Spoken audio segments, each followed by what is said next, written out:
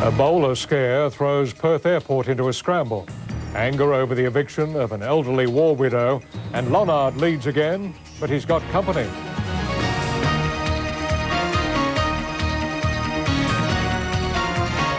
From National 9 News, this is Nightline with Jim Waley. Good evening. There was a scare at Perth Airport tonight when there were fears a woman on board a Qantas flight from South Africa may have been carrying the Ebola virus. Medical checks revealed the passenger was not suffering from the killer disease, but not before authorities were thrown onto full alert. The alarm was raised around 4 o'clock this afternoon when a Qantas flight from South Africa landed en route to Sydney. A woman passenger in her mid-20s had a nosebleed in transit that sparked chaos, with fears she is infected with the deadly Ebola virus. The doctor's been there, examined the lady, and I think she's going to be taken to hospital and tests will be done.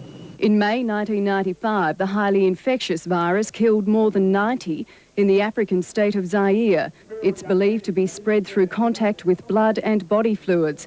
Ebola causes excessive bleeding and multiple organ failure. So we're just coming in through gate 4 now with the health inspector coming behind. Big sections of the airport were closed off, the plane grounded, medical teams were rushed to the scene, areas around the tarmac temporarily quarantined. Taking no chances, police, health and emergency crews stayed on full alert.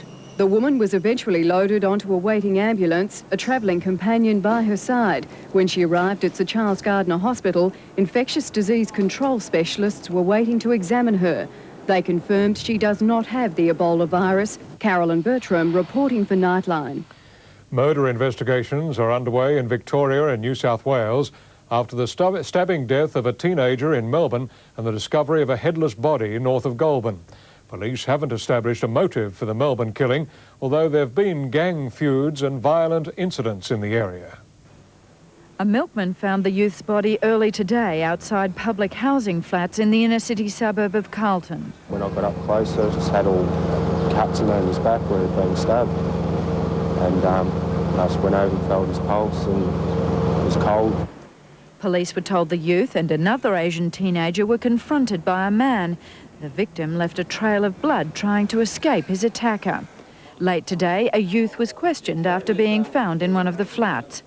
In New South Wales, police divers, forensic and science squad members have worked into the night following the discovery of a headless and naked man's body outside Marulan, north of Goulburn.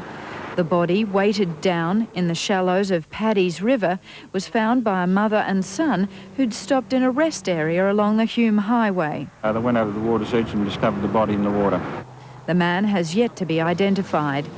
Meanwhile, the New South Wales Government and the Crime Statistics Bureau are playing down opposition claims of a crime wave in Sydney.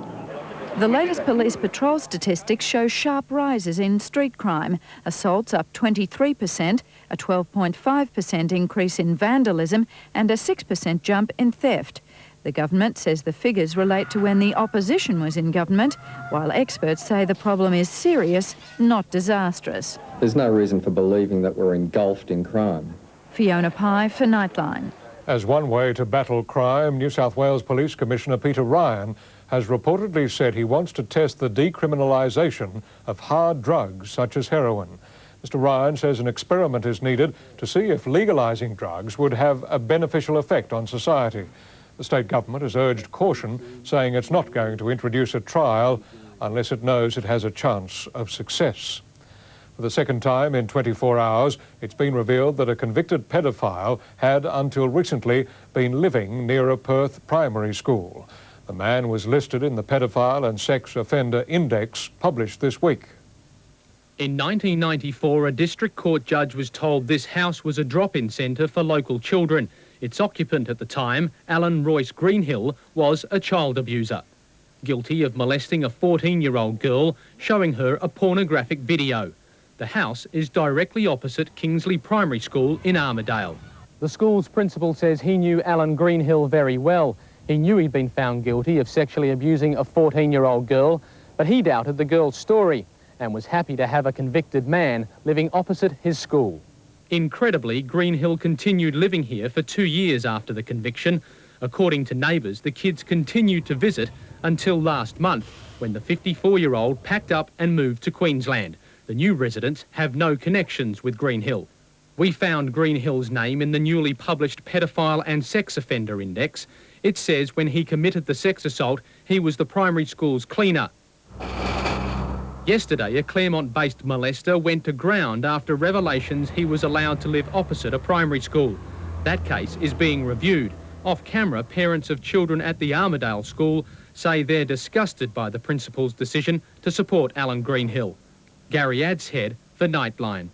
A Sydney court has been told a youth's guilty conscience led him to confess to the unsolved bashing murders of 2 elderly men 3 years ago.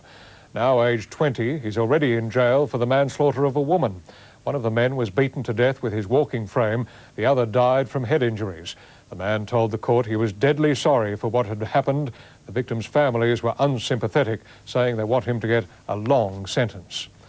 A 28-year-old Melbourne man has appeared in court charged over the hit-run death of Sunset Boulevard conductor Brian Stacey. Last October, Mr Stacey was returning home after a preview performance of the show when he was knocked from his motorcycle. He died later in hospital. Simon Lenton faces 6 charges, including failing to stop and careless driving. His lawyer says Lenton, who was released on bail, is anxious to have the case dealt with as soon as possible. The Arnott's extortion case has prompted the New South Wales government to consider toughening penalties for the crime. The move was foreshadowed as Arnott's began dumping millions of biscuits removed from supermarket shelves as a result of the poisoning scare.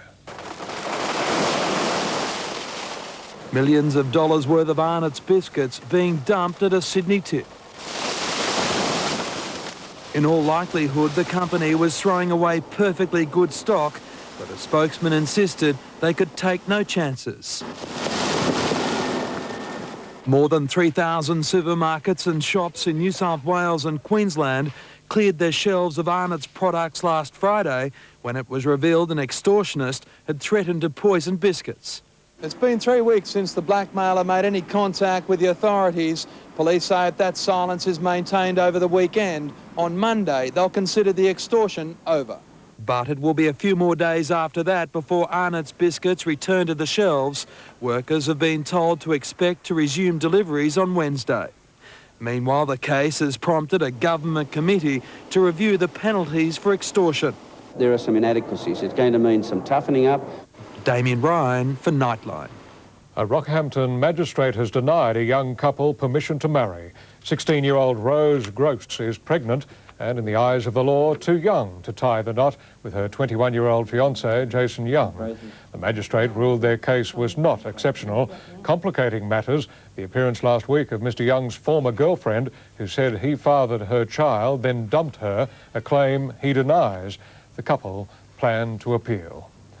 A Melbourne war widow is tonight believed to be staying with relatives after being thrown out of the hotel, which had been her home for 16 years. Welfare groups say the late-night eviction of Ilma Bennett was heartless and cruel. Victoria's opposition claims she's the victim of dwindling low-cost housing for the aged. 84-year-old Ilma Bennett had fought a long battle to stay in her room at the Kingsgate Hotel in the centre of Melbourne. I don't think an animal could be treated any worse than I've been treated. Last August, she won an age discrimination claim when she was moved to a smaller room. Hotel management put up the rent. She fell behind in her payments and was evicted at 10:30 on Wednesday night in heatwave conditions. I'm very concerned. Anyone at that age on the streets, it's a pretty violent and dangerous place. Kingsgate management today seemed unmoved by Mrs Bennett's plight. Can you understand the community anger out there about this issue? That's life. After living in the Kingsgate for 16 years, Ilma was amazed at the way she was treated. You've no idea, if I wasn't fairly strong, you know, person and believe in democracy so greatly, and my husband, an ex-service man who died early, well, that makes me very strong. The state opposition claims Ilma is a victim of city redevelopments like the casino that are forcing up rents.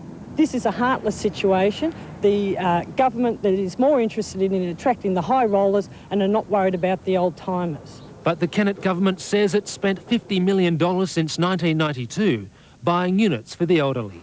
Raymond Dale for Nightline. After the break, spectacular night flying at Victoria's big air show and a new release of the Khaleesi virus, despite warnings of a threat to other native wildlife.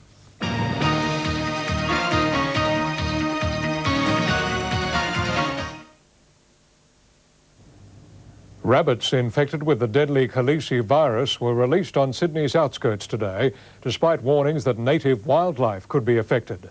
The virus has already decimated rabbit populations in other parts of Australia after being first released in South Australia accidentally, then deliberately spread by agricultural authorities. Earlier this week, American and European scientists warned the virus could spread to other species. The government believes there's no evidence to support the claims. Australian scientists, however, added a qualification. As far as anything can be reasonably said to be safe, this is safe. Playing with crocodiles is a risky business, as a woman found out today at Airlie Beach in Queensland. She's in hospital in Mackay after a croc she was feeding at a wildlife park lunged at her.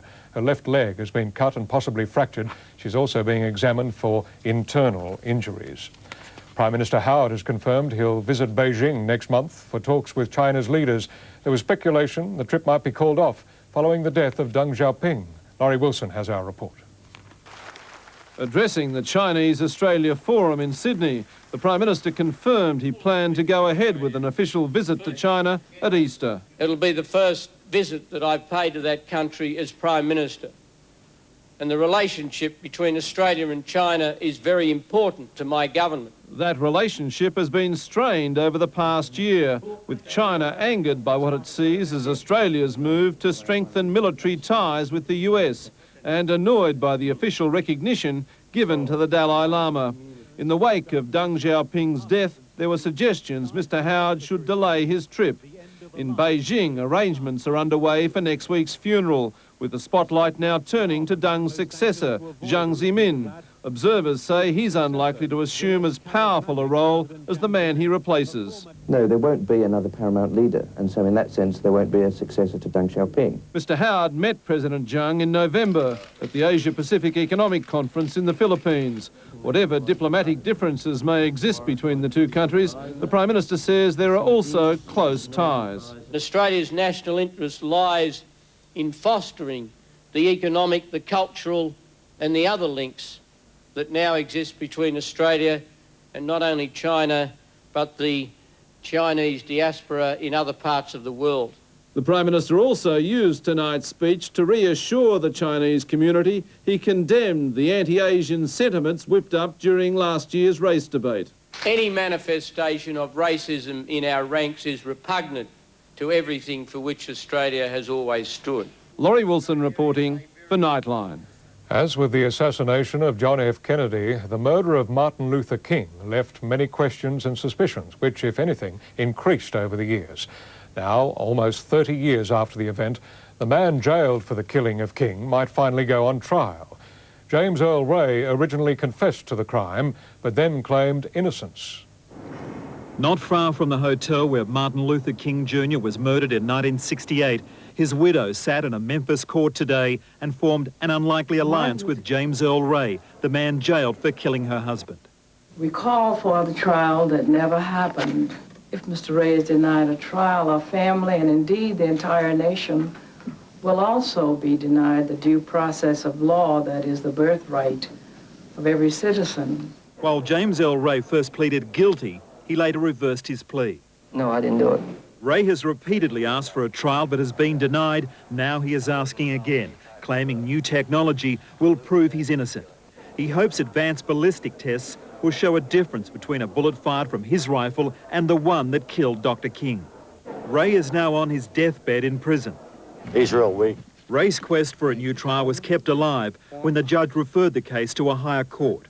Nearly 29 years after Dr. King was killed, the race is now on to find the truth. In the United States, Mark Burrows for Nightline. There's often an outcry when vicious criminals are released before their time. That outcry is amplified when the criminal performs a second horrible deed.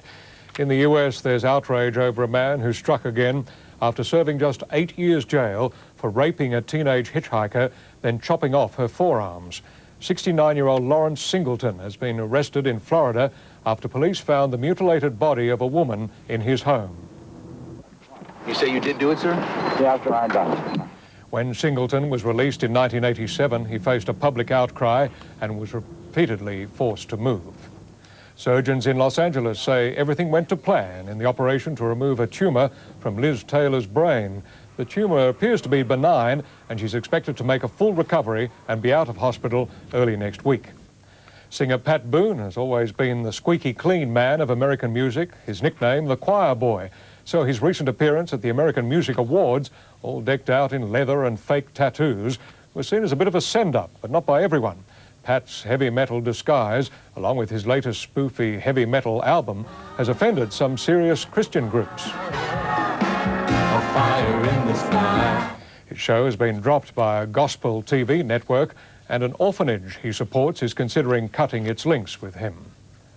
Hundreds of thousands of aviation enthusiasts are expected to attend Australia's International Air Show near Geelong this weekend. Spectators were tonight given a taste of what's to come with a spectacular display. Gavin McDougall was there. After a week of dealing with the aviation trade, Airshow Down Under tonight opened its gates to the public. And if it was thrills they were after, they weren't disappointed. As the sun set, the biggest airshow this side of the equator turned it on. The biggest thrill from wing walker Lee Oman, barnstorming his way across Australian skies for the first time. Such stunts exciting the chief of what's now considered among the best air shows in the world. There's a real buzz out here amongst the crowd because they're really seeing the excitement, the spectacle, the real enjoyment of aviation. But it's when the skies become dark that the air show becomes truly spectacular. More than 600 aircraft are involved in the air show, but only one performs this kind of nighttime sky dance. I perform on flying aerobatics, not so much as a ballet, but it has been described as an aerial ballet. So it is not a bad comparison. An RAAF F-111's fuel burn closed tonight's display. But the air show continues until Sunday. Gavin McDougall for Nightline. In a moment, our Friday sports report, including tonight's AFL, the Ayrton Senna trial, and the big man helping clean up the bully boy image of American basketball.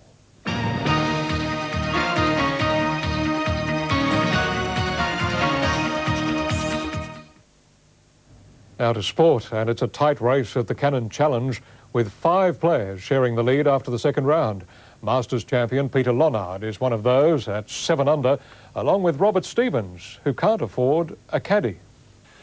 The last time Ian Baker Finch played the final 2 rounds of a tournament was the 1996 Cannon Challenge, but he won't make the cut this year, disqualifying himself after signing an incorrect scorecard. So I had 79 but signed for 78. So. Craig Parry will make the cut after yesterday's 3 over. Today he fired a 4 under 68, signed, sealed and delivered a 67 from David Ecob, giving him a share of the lead with Steve Alker. Chris Gray making it a 3-way tie at 7 under.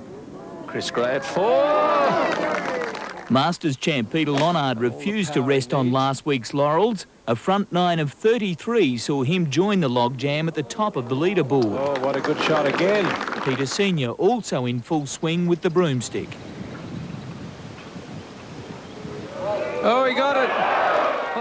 Lonard bogeyed the last to bring him back to a 5-way tie for the lead, but Senior flew home on the broomstick. Birdie at 18, keeping him in contention for his 3rd Cannon Challenge. Andrew McKinlay for Nightline. AFL, and Malcolm Blight has started his coaching career at Adelaide in winning style. The Crows thrashing Collingwood by 54 points in tonight's opening round Ansett Cup match. The Crows boasted an effective 2-pronged attack, Tony Modra and Barry Stanfield both dominating up forward. Matt Dowling has the highlights. A big crowd and 35-degree heat greeted both teams, Collingwood making the most of the warm welcome. Kicks from 48 metres. It's a beautiful kick. Modra's reply not as orthodox, but just as effective. Yes, they should goal, Modra. The Pies look capable of running away with the game, despite Jarman's best efforts to slow them down. But it was Adelaide which kicked clear at quarter time. Keeps his footing and will kick his second goal. Acting captain Buckley led a minor Collingwood comeback, his 4-bounce run resulting in a Sav rocket goal. Meanwhile, former Bulldog Barry Stanfield showed plenty of bite, booting 3 for the term as the Crows maintained the momentum. Looks for the hand pass, gives it. Modra extended the margin to 3 goals after the long break. Anthony Rocker, meanwhile, gave Pie fans high hopes for the season ahead.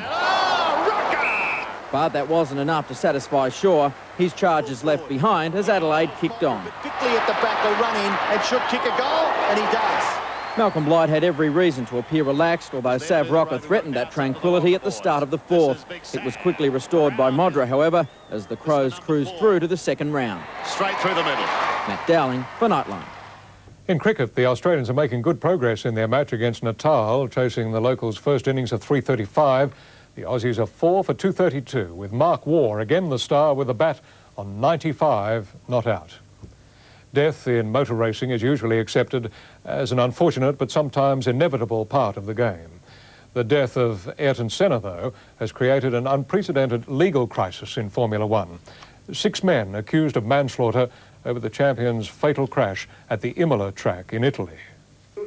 Before today, this was a bingo and dance hall in the Italian town of Imola. Now this room is centre stage for an unprecedented investigation into the safety of Formula One. 6 men, including Williams team manager Frank Williams, are on trial. The world of Grand Prix racing lost its greatest talent almost 3 years ago. Italian prosecutors claim a faulty steering column was to blame. The Williams team are pointing to what looks like debris on the track seconds before Senna lost control. Many in the sport argue Ayrton Senna accepted the dangers of Formula One and therefore this trial should be abandoned. If Frank Williams and other members of his team are convicted of manslaughter, Italy will be facing a Formula One boycott. Among the witnesses to file into this makeshift courtroom in the coming weeks, Formula One Supremo Bernie Ecclestone and current world champion Damon Hill.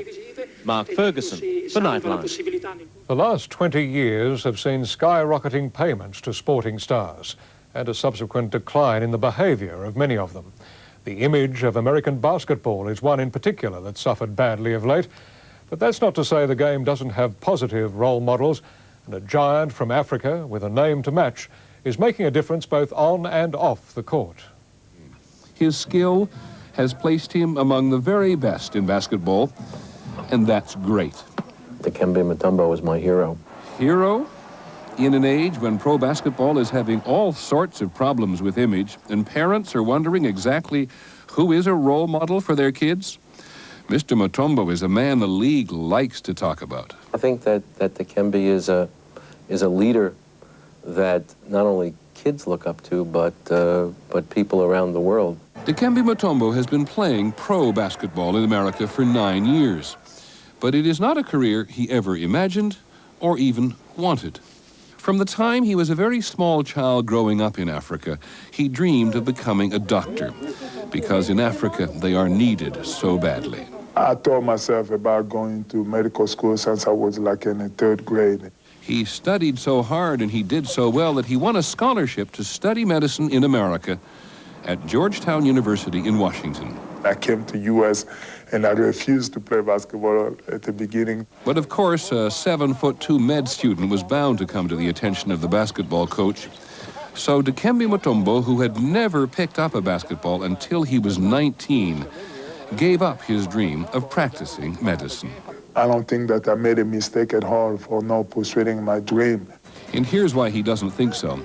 Last summer, he signed a 5-year contract with the Atlanta Hawks worth $56 million. You see, it helped him realize part of his dream. He's been using some of his money to build a hospital at home in Zaire. I never turned my back in Zaire. You know, Zaire is a country that's where my soul. Dikembe Mutombo has already done more for Africa than he anticipated. He's taken his fellow NBA players there, which has brought Africa to the attention of more Americans, where he has become the spokesman for the relief organization CARE. He lives in Atlanta with his wife and 4 of his brother's children he adopted when his brothers died. Mrs. Mutombo is expecting their first child any day now. The relationship between Dikembe Mutombo and children is a very special one. In Atlanta, he works with all sorts of children in the community, gangs included, telling them that no dreams can come true without an education.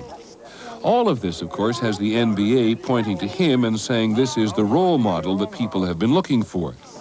Dikembe Mutombo Polondo Mukamba Diken Jean-Jacques Wa Mutombo, the man with the long name, also knows that as a sports hero, he has a very long reach, which is why he tells us he'd be happier if children looked for role models closer to home. I would say that the kids should look at the father and the mother and or grandparents or whoever is next to them, who helping them.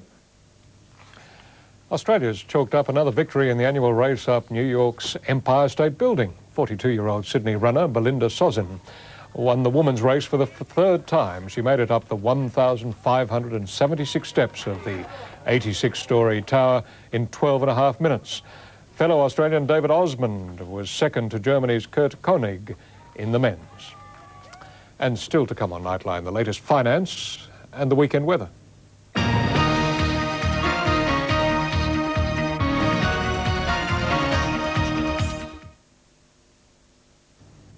Now to finance, and the Australian share market closed a point down today. In Tokyo, the Nikkei fell 17 points. In London tonight, the FT100 is 20 points down in morning trading. Gold is fetching $351.25 US an ounce. And in European trading tonight, the Australian dollar is buying 77.52 US cents, 1.3 Deutschmarks, 95 yen and 47p. For national weather, and there's a weak front off the east coast. A low is in the Bight, while another is moving through the west. The forecast, fine for Brisbane, some showers in Darwin. The chance of rain in Sydney and Canberra, fine for Melbourne and Adelaide. Should be cloudy in Hobart, and for Perth, a fine day ahead. That's the news this Friday night from all of us here at Nightline. Have a great weekend. Good night.